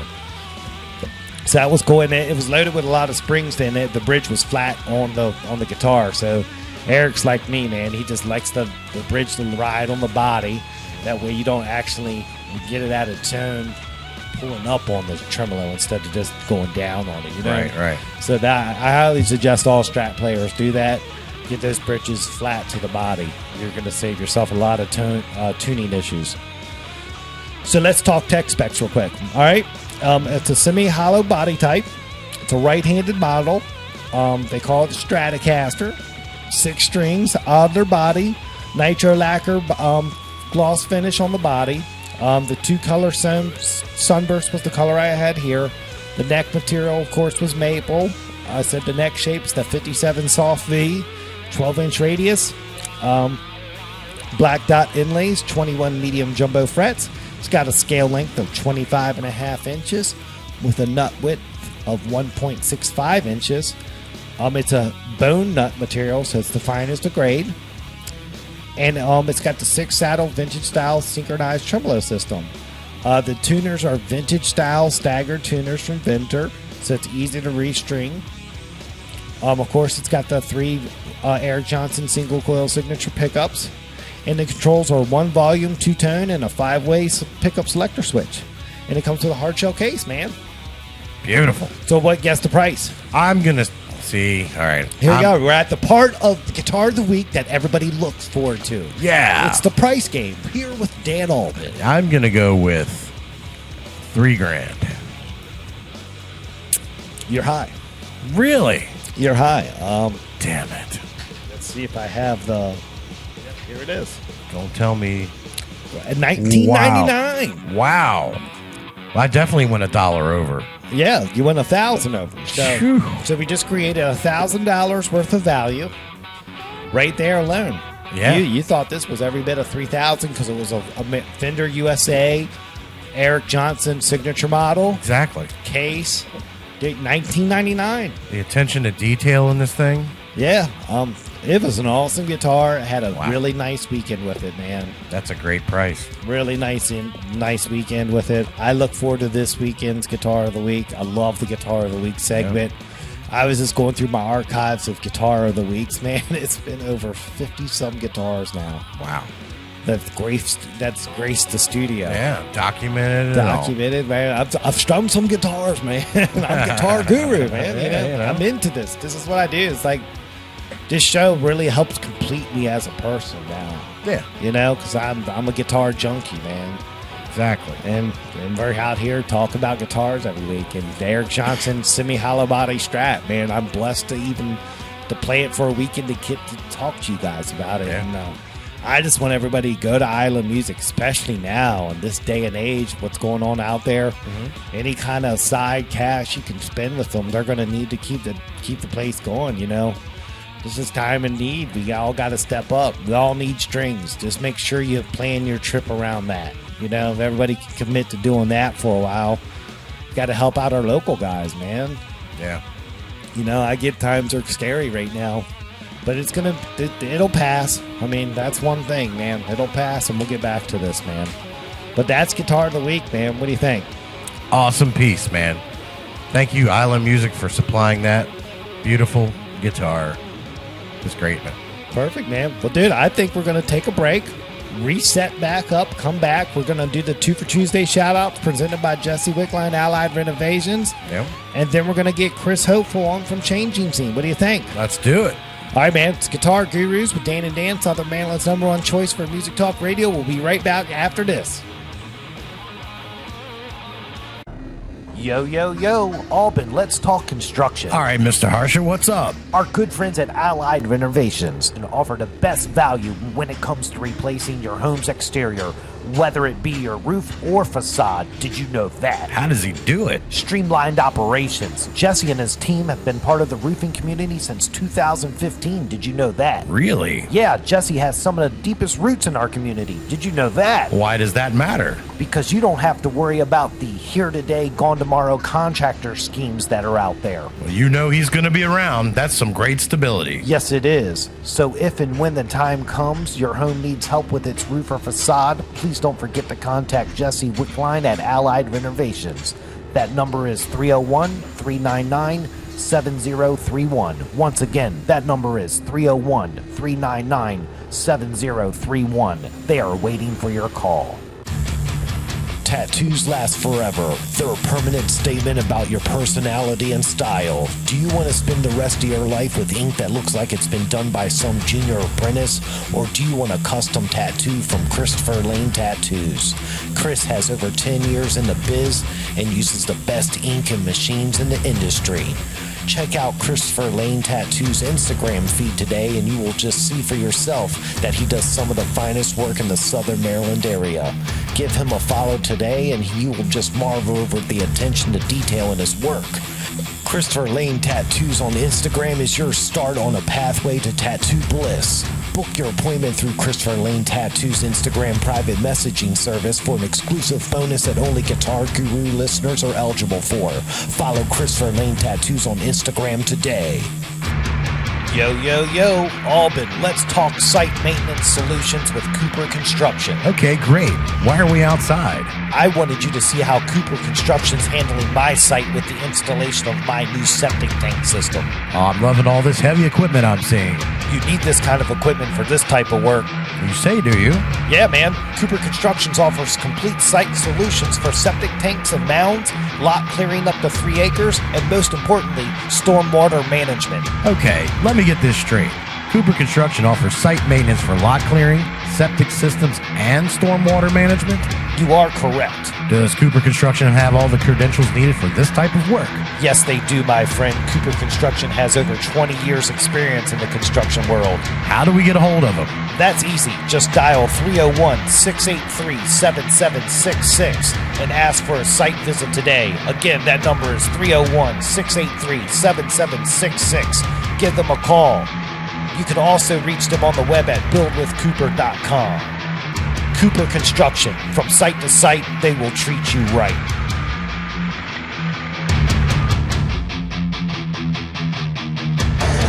What's up? This is Joe Barrick from Sam Grow, and you are listening to the Southern Maryland Guitar Guru Show, baby. The Southern Maryland Guitar Gurus, the only guys that would do a live broadcast from Dog Patch. Each other through different eyes. Oh yeah, we're back from break. It's Guitar Gurus with Dan and Dan. How you doing, man? It's Music Talk Radio, Albin. It is Music Talk Radio, and I just like to say something real quick, everybody. Sure. Before we get into our final featured guest of the evening. Right. Just a heads up, y'all. It's this guy's birthday Saturday. Yeah. Yeah. Happy birthday. Yeah, the March 21st. Right here, man. So notable birthdays this week. This guy right here. There it is. Yeah. Good stuff. Yeah, so that I'm loving life. And I got the ultimate present this week. What's that? Tom Brady going away from our division. Yeah. Jets fan. Yay. Hey, so dude, man, it's Music Talk Radio. We're Southern Maryland's #1 choice for it. You know, we're all about the live local music scene. This is episode 65, the Corona Files.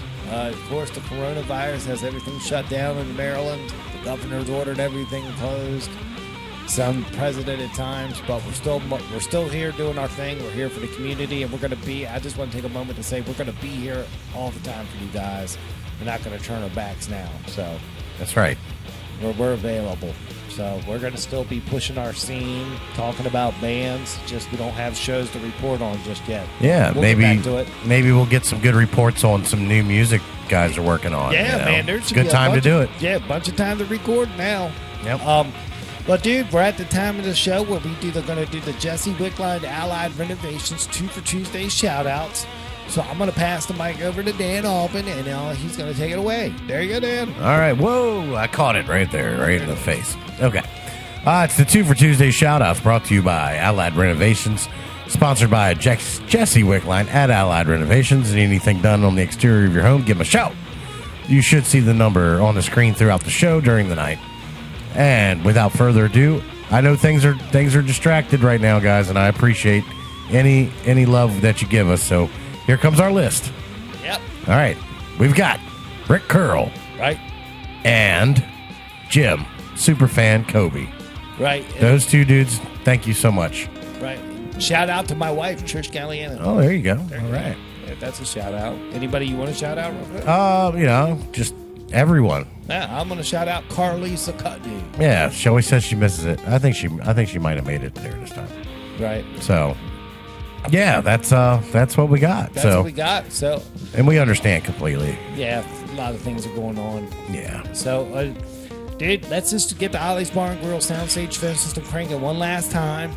We're going to get Chris Hopeful on from Changing Scene, big Southern Maryland band, been around for a while. We're going to learn about their band real quick, and then we're going to call it a night, all right? Yeah. So give me some soothing tones, sir. All right, here we go. We got Chris Hopeful from Changing Scene coming on right here on the Southern Maryland Guitar Guru Show. Oh, yeah, we're locking in the signal. Come on.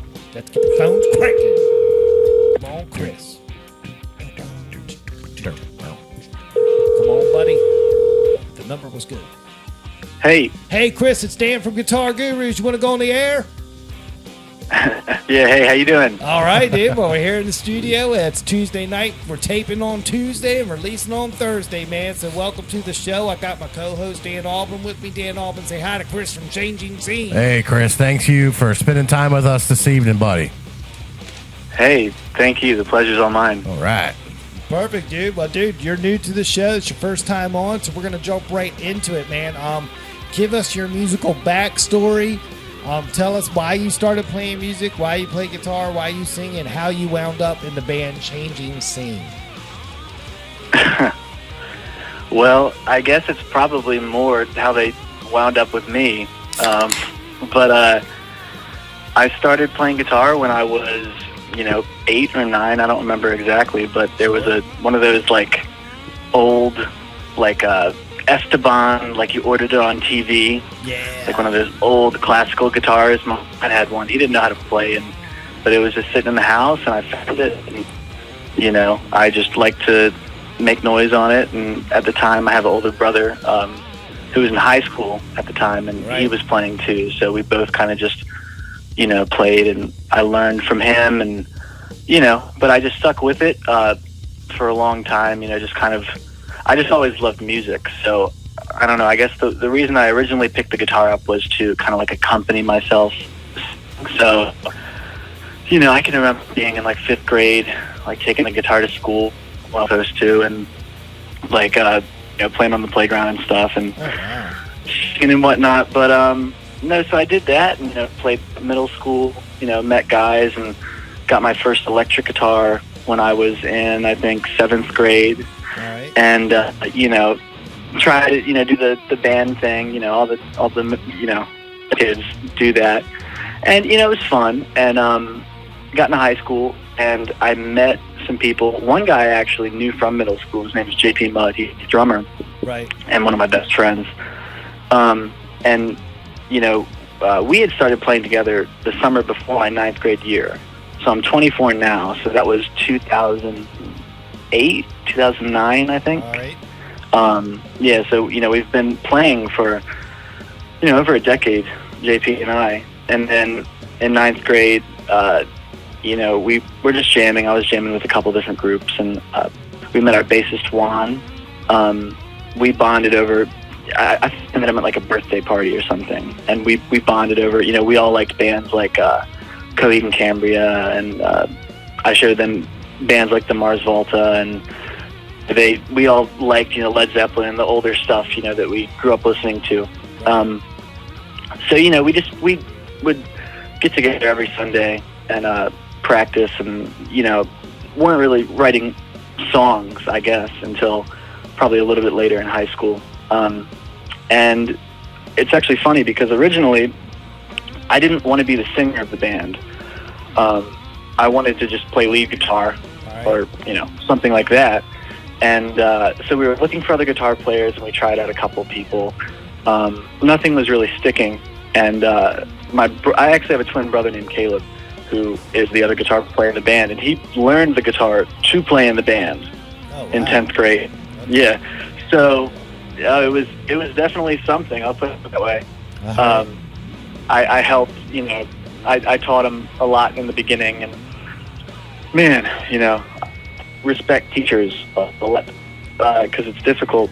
But yeah, within a few months we were playing the talent show in 2010. We all went to McDonough High School, and just kept playing. And I guess I don't know. The thing about Changing Scene is that it's been around for such a long time, right? And because we've always played original music, we've maybe played. I think we played maybe a handful of bar gigs. We've kind of existed a little bit in obscurity, and a lot of we're not super avid online, it's always kind of been about the music. I mean, we didn't even pick our band name. We took our band name from our drummer's dad's cover band in the 60s called Changing Scene. Nice. So, you know, I mean, since then, you know, since I've kind of learned about, like, there has to be more than just the music. Like, there has to be kind of a story to attach to it and a whole aesthetic, if you will. I've kind of learned how to apply meaning to the name, you know, to the band name and everything. But, you know, like I say, I mean, we've just always been an original band, and we've played a lot of houses, you know, like 2012 to, you know, recently. And yeah, so, you know, we're just an original band that makes music, you know, that's definitely does a lot of different things. Never really been able to put like a label on it. I mean, it's rock music, I guess, but it's kind of, I listen to so many different things, and we all like so many different things, and we try to always keep it, you know, changing, not to sound super stupid or super cliche, but yeah, it's just, I don't know, I guess it just worked out. Yeah. Cool. Well, let's give us everybody band member rundown. Give us everybody's name and what they play in the band so we can all get to know them. Right. So I'm Chris Hopeful, and I sing and play the guitar, write the music and the lyrics and everything. My drummer's name is JP Mudd.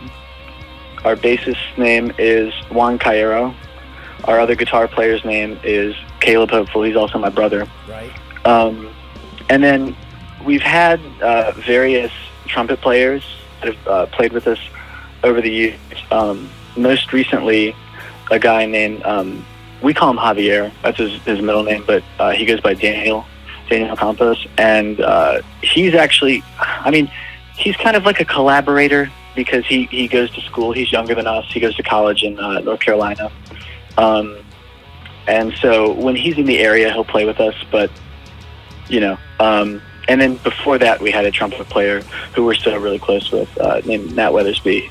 And he was affectionately referred to as the Weatherman, because, you know, Weathersby, Weatherman. But right. For anyone, for all our friends that came out to shows, they know about the Weatherman. So Right. That's everyone. All right. With the coronavirus and all the local venues getting shut down, how is that impacting y'all's band right now? What kind of insight can you give us into that? Well, if you want me to be blunt and honest, Sure. It's not really affecting us. It's not really affecting us that much right now because, like I say, I mean, we're not a cover band, so we don't rely on our music for like a source of income, and we have never really played, you know, just every single weekend like a lot of bands do. Plus, we live in Charles County, and you know, I mean, there are some places and I could be wrong. I mean, if I'm wrong, I hope that somebody tells me and a place to play. But you know, in St. Mary's County, there's like 5 South and Last Drop and places that seem to be, you know, they put on original shows. But in Charles County, the only place that ever really put on original shows when we were coming up was a bar called Memories, and they closed down a few years ago. So to be honest with you, I mean, it's coronavirus. I will say, like, we probably won't, like, you know, we won't see each other that much coming up because, you know, I don't know how everyone is doing with that, you know, in regards to, like, if they really want to quarantine or if someone's not feeling well, I don't know. But, you know, it's a weird time, and we don't really know what's coming next. So I know that it'll probably result in me just having more time to work on music, and I'm always working on music, but, you know, just personally, it'll probably give me more free time, and, you know, hopefully I don't write any cheesy songs about, like, feeling isolated or something. I got you. Like, do you have any summer shows planned anywhere up and down the East Coast? How are y'all doing that? Anything to talk about? So right now, yeah, we don't have anything planned. We kind of, like, around 2016, things kind of shifted with the band, not like in a permanent way, but we started getting offers, like, to make records. And so, like, in 2016, we did our first album called Chasing a Phantom, which is out on Spotify, Apple Music, YouTube, everything. And we spent a good year doing that because we were going up on weekends and you know, it was 12 songs and you know, we were really taking our time with it, and the mixing was half the time, you know, because I was up there really hands-on with it.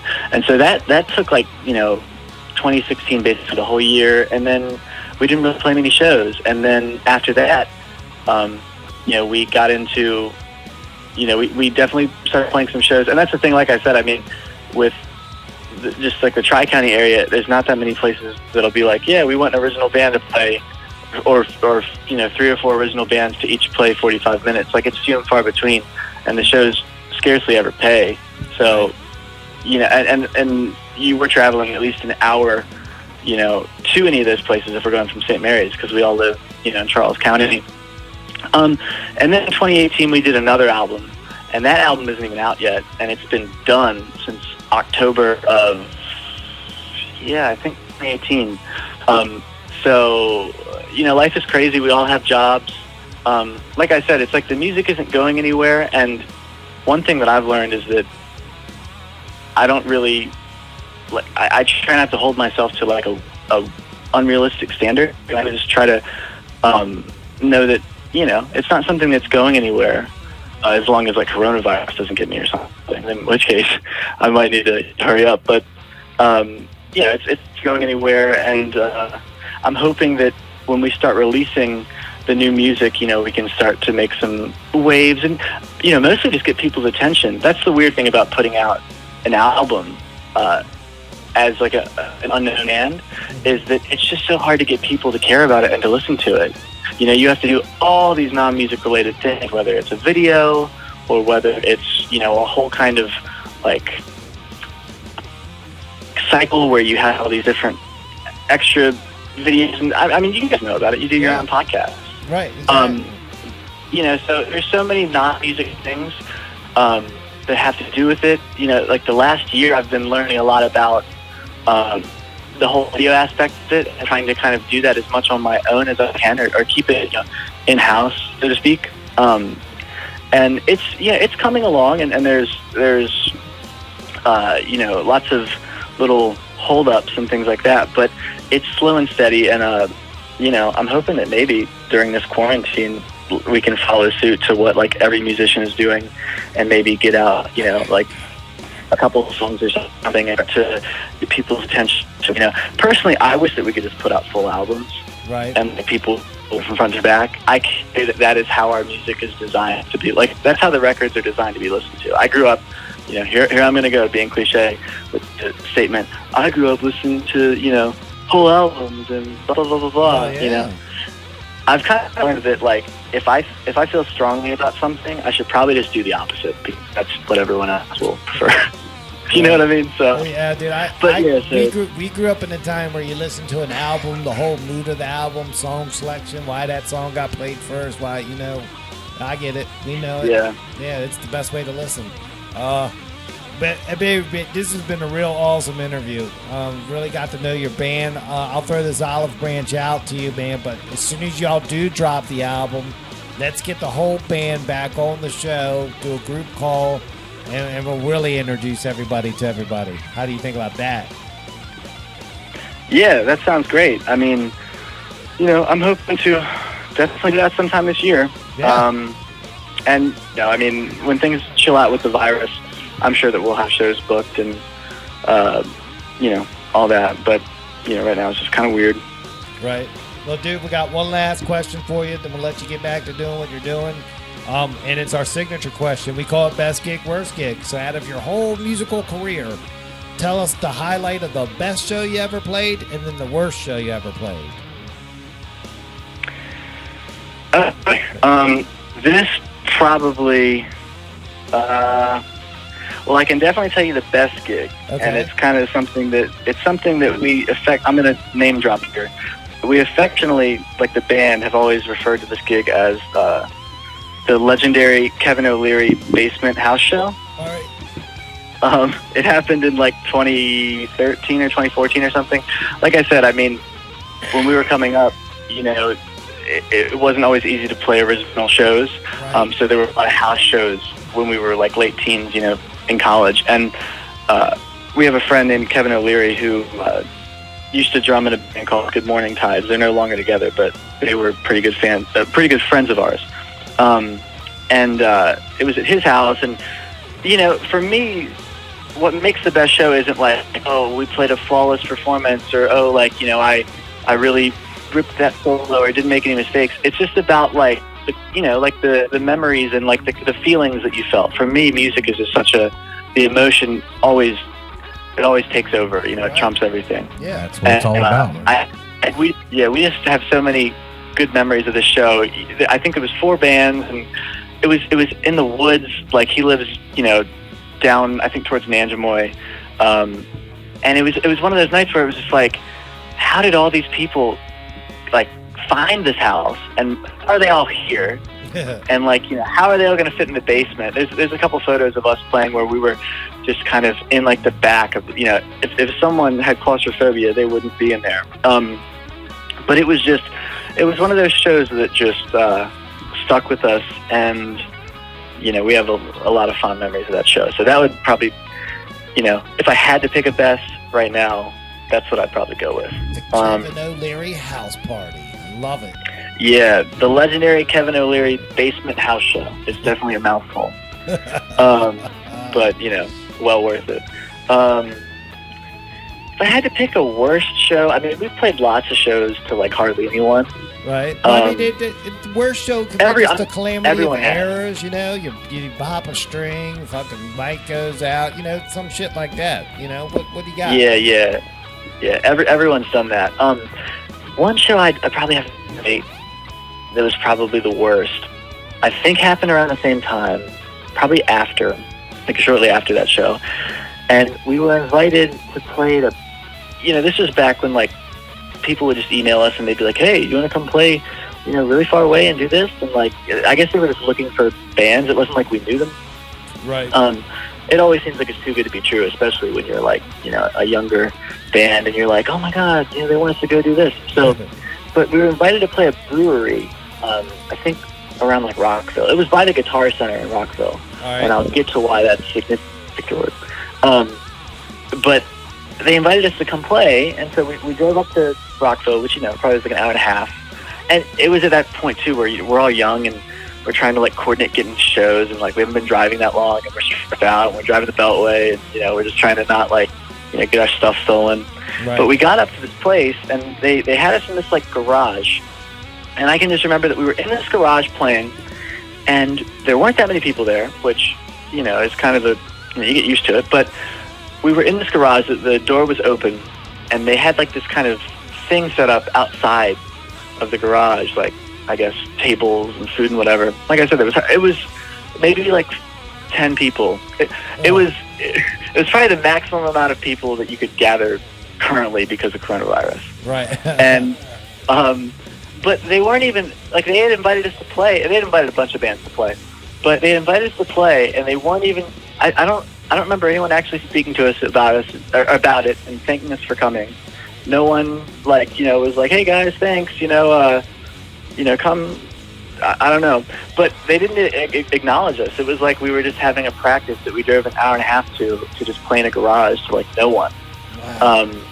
And we were. It got to a point where, and this is the only time this has happened, but it got to a point where we were just kind of like, messing up our songs on purpose just to try to make it funny and more interesting, and right.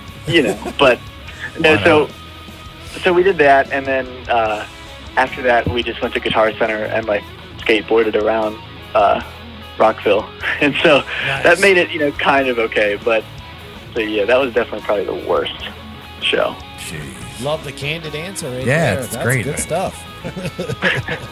Yeah, well, it happens, and it's kind of hard to forget. So I'm happy I was able to honor that. Exactly. Good deal, dude. Well, man, Chris, what an awesome interview. I look forward to following back up with you later in the year when the album comes out. Definitely. But man, thanks again for coming on the show. We look forward to Thank you. We'll premiered it on Thursday night at 8. hopefully you can stop by the live chat, hang out with us, and talk up the spot, man, because we're going to be promoting it for you. Yeah. Thank you guys so much. All right, buddy. Well, man, from the Guitar Gurus, man, we say thank you and good night, sir. Okay, good night. See you. All right, man. Peace. See ya. There he goes, man. Chris Hopeful, changing scene. It's an interesting backstory with this band. I like it. Yeah, that's good stuff, man. You got his brother playing guitar. Right. I mean, dude, I love it when I always get the family element because it always brings back to me and my family dynamic. Yeah. Of how we play. So It's definitely a neat dynamic. yeah, so that's cool. Chris Hopeful, changing scene. Album's done. They're just waiting to put it out. They got things going on. Right now, they don't have shows booked, so the coronavirus thing's not really affecting them. So that's all, like I said, life serving up lemons. We got lemonade. We're making lemonade, man. Yeah. I have a feeling like some of the greatest songs ever written are getting ready to happen. Yep. You watch. So everybody's stuck at home, man. There's going to be Man, this resurgence of great songs. I know over the weekend, man, I didn't leave the house at all, man. I just played my instrument all weekend. I did not play one video game the whole weekend. Come on. I do. I swear to God, I was playing I was jamming, man. I'd All spend right. all weekend doing music, and it was cool. Good, man. It was cool. I was jamming songs. Definitely had a bunch of Dinosaur Jr. stuff I was doing. Nice. I enjoyed it, man. Yeah, I really did. you got man. to, man. Well, dude, it's episode 65, the Corona Files. That's right, man. Wow. That's right. What a show tonight, man. We really cobbled it together, made it happen. We're coming up on right at almost 2 hours. Yeah. So, man, dude, my hat's off to you, man. We're in it, man. But, yeah, man, but this is it. Wow, what a show tonight. That's man. right. We made it happen. We had a couple of changes and things, but it doesn't matter. Yeah, we roll. Yeah, let's thank all the sponsors real quick, even though it's all weird right now. But Ollie's Bar and Grill, thank you for the Soundstage phone system. Yep. Hopefully, we'll be back to popping real deal Ollie's soon, but in time, we'll still be popping them in their honor. That's How right. about that? So yeah. we got that Prime Street Grill. God bless you. Please open back up soon. Yeah. We miss you. We want you, and we'll see you soon. So That's right. Prime Street Grill, man. Christopher Lane Tattoos, Jesse Wickline, Allied Renovations, Island Music Company, Cooper Construction. There you go. I mean, that's all of them, man. That's what we got. That's what we got. It's the Guitar Gurus. Dude, we're Southern Maryland's #1 choice for music talk radio. Again, big shout out to Discover Southern Maryland, spotlighting the show for us on their website, really getting the message out there, what we're trying to do. Of course, it's our format. It's music talk radio. It's everything about dealing with the live local music scene.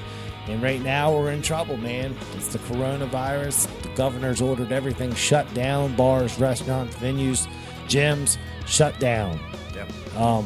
And we got a lot of musicians out there out of work, and we need to rally around them right now. So Yes, we do. we're thinking of them. We're praying for them. But we'll be back next week with some type of episode. We're gonna do something modified. We definitely have the guitar of the week. Hopefully Higgy will be back. Of course, we got Sean to check on. And then, you know what? If we'll roll the Rolodex, we'll just call some people out. Yeah, we'll get something out there for you. I'm not gonna officially do anything. We're just No. gonna roll with it that night, man. Yeah. Until this thing gets back to normal. You know, we're gonna talk. We're gonna mix it up a little. Yeah. What do you think, man? I love it. Well, dude, I'm spent tonight. You spent? Wow, I'm spent. Dude, we're at 1 hour, 58 minutes, and some seconds. So, dude, what an awesome show. Thank you for showing up, man. I show up every time. I know, man, dude. The commitment's there, man. Southern Maryland, they love us. Yeah. Sorry I didn't talk a lot tonight, but, you know. Yeah, you ain't got corona, right? I know. I got allergies. Right. Well, dude, I hope the rumors are right. I hope you jam out tomorrow night. I hope that really happens, and Maybe. maybe we'll see what's going on in a couple months from that. So, Maybe, yeah. well, cool, dude. It's Guitar Gurus with Dan to Dan. I'm done. You ready? I'm ready, man. Hey, audience, thank you for listening. Yeah. Without you, this would be a really rough job, but you guys are there chatting with us every weekend or weeknight on Thursday when we release the show. Just thank everybody, man. And this is the time we all really need to hunker down and really support the scene, man. You know, don't let it die out just because we're not open for business. That's right. But we're going to be here talking about it every week until then. And like Mr. Keith said, once it is back open and rip roaring, I think we're going to take the show on the road and set up an island to do something cool there. That would Have be a bunch great. of bands come by and just talk on microphone. That's right. You know, I think that's going to be kind of cool. So look forward to that, guys. There's something to look forward. Like I said, life's delivered us some lemons. We're making lemonade out of it. We grew up in PG County. We all know that phrase. We lived it, man. We're going to spike that stuff. Cool, dude. With Guitar Gurus, we're coming up on it. It's right at, we got 15 seconds until 2 hours, man. So let's just crank it out and see if we can time it just right. All right. Happy birthday to me, everybody. Yay! Yeah. Happy birthday to Mr. Albin. He's turning 25 for the 15th year in a row, right? Yeah, wow. Right. Peace.